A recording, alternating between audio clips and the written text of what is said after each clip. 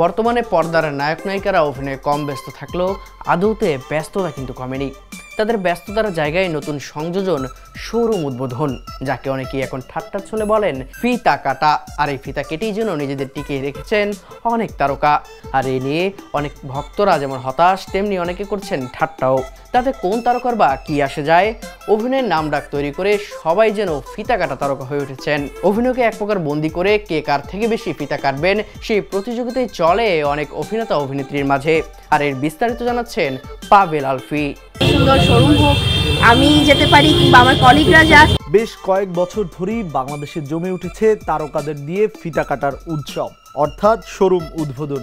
এক সময় যে নায়ক নায়িকারা পর্দায় ঝড় তুলেছেন, মাতিয়েছেন দর্শক হৃদয়, সেই তারকারাই এখন ব্যস্ত শোরুম উদ্বোধনে।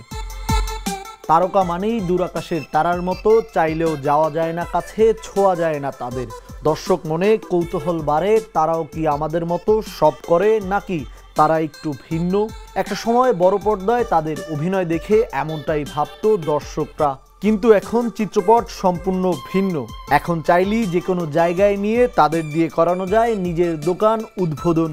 আর তারকাদের হাতের কাছে পেয়ে দিন দিন কমছে তাদের সম্মান, কমছে সেই দূরাকাশের তারা নিয়ে জল্পনা কল্পনা করার মতো ঘটনাও, যার রেশ পড়েছে সিনেমা কিংবা নাটক অঙ্গনে। এক সময়ের ব্যস্ত নায়িকা অপু বিশ্বাস, তার সিনেমা মানেই এক সময় হল ভর্তি দর্শক, কিন্তু সময়ের সঙ্গে নিজেকে মানিয়ে নিতে না পেরে দিন দিন কমছে সিনেমার কাজ। সিনেমায় তাকে দেখা না যাওয়ায় ভক্তরা এখনো প্রহর গুনছেন প্রিয় অভিনেত্রীর সিনেমার, কিন্তু সেদিকে নায়িকার থোড়াই কেয়ার। তিনি এখন ব্যস্ত শোরুম উদ্বোধনে, আর এভাবেই যেন টিকে আছেন এই নায়িকা।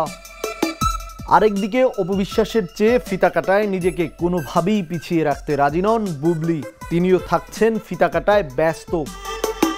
বাংলা সিনেমার সবচেয়ে আলোচিত সমালোচিত নায়িকার নাম পরিমণি।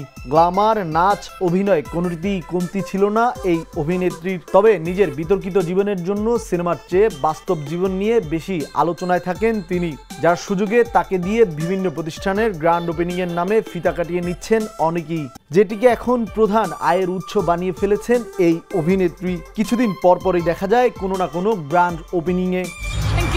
ঠিক একই পথে হাঁটছেন বিদ্যা সিনহা মিম।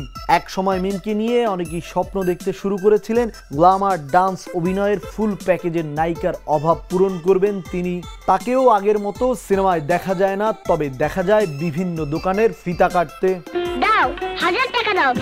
বাংলা সিনেমায় শিশু শিল্পী হিসেবে আবির্ভাব হয়েছিল চিত্রনায়িকা দিঘির। তখন তার অভিনয় দেখে অনেকেই প্রত্যাশা করেছিল আগামীতে হয়তো ভালো মানের নায়িকা পাবে বাংলা সিনেমা ইন্ডাস্ট্রি। তবে হয়েছে এর উল্টো। এখন তাকে সিনেমার চেয়ে বেশি দেখা যায় বিভিন্ন ব্র্যান্ড প্রমোশন কিংবা শোরুম উদ্বোধনে। না আমি পারবো কাটতে, না পারবো রাখতে। তানজিন তিশা বাংলা নাটক ইন্ডাস্ট্রির প্রমিনেন্ট নায়িকাদের একজন, তবে এখন তিনি নাটকের পাশাপাশি কাটছেন বিভিন্ন দোকানের ফিতা। আর এই নায়িকাদের ফিতা কাটার জন্য অনেকেই দায়ী করছেন ব্র্যান্ড প্রমোটারদের, যার মধ্যে সবচেয়ে বেশি নাম আসে বারিশা হকের, যার প্রমাণও মেলে। যেখানে কোনো তারকা ফিতা কাটতে যান সেখানে হয় হোস্ট, প্রমোটার কিংবা অন্য কোনো রূপে দেখা মেলে বারিশা হকের। এই ফিতা কাটার মিছিলে আরও আছেন সিয়াম, অনন্ত জলিল, বর্ষা, জায়েদ খান, মেহজাবিন, তাসনিয়া ফারিন, সাবিলা নূর, কেয়া পায়েল সহ নাটক সিনেমা ইন্ডাস্ট্রির আরও ডজন খানেক অভিনেতা অভিনেত্রী, যাদের সকলকে নিয়ে আলোচনা করতে গেলে হয়তো পেরিয়ে যাবে পুরো দিন। পাভেল আলফি, দ্য নিউজ। দেশে দেশে সবার সাথে দ্য নিউজ।